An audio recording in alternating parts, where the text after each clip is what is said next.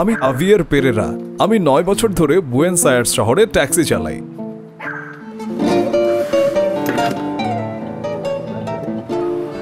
দুর্ঘটনাক্রমে আমি ট্যাক্সি চালক হয়েছি। আমি একবার গাড়ি দুর্ঘটনার কবলে পড়েছিলাম।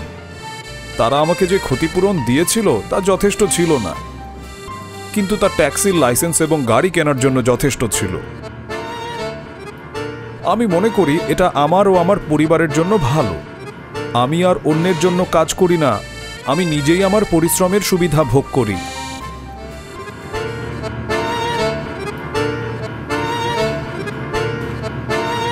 জনসংখ্যা 3.2 মিলিয়ন,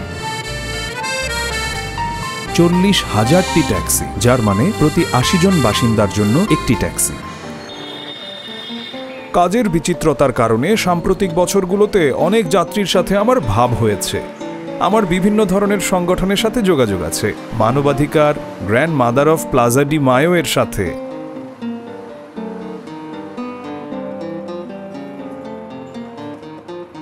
পাখি আমার শখ।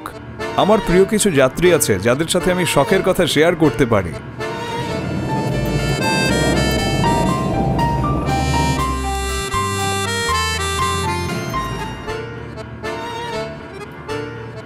আমাদের শহরের ট্রাফিক খুবই মারমুখো। তাছাড়া মোটরসাইকেল নিয়ে আরেকটি সমস্যা আছে।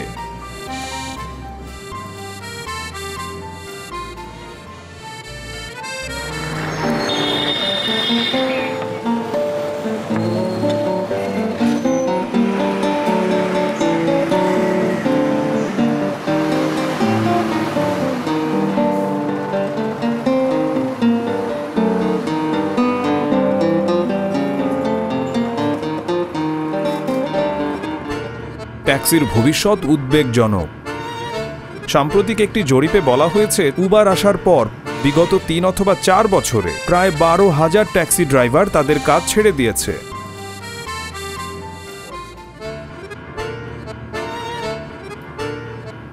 কারণ তারা ড্রাইভার হওয়ার মতো খরচ বহন করতে পারছে না।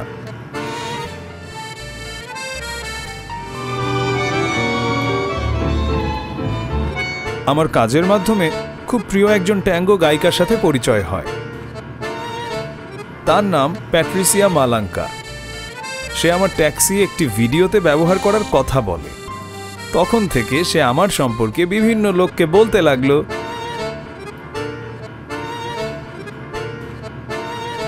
এগুলি সত্যি ভিন্ন ধরনের ঘটনা। বুয়েনোস আয়ার্সে একটি 8 কিলোমিটার ট্যাক্সি যাত্রার খরচ 370 টাকা।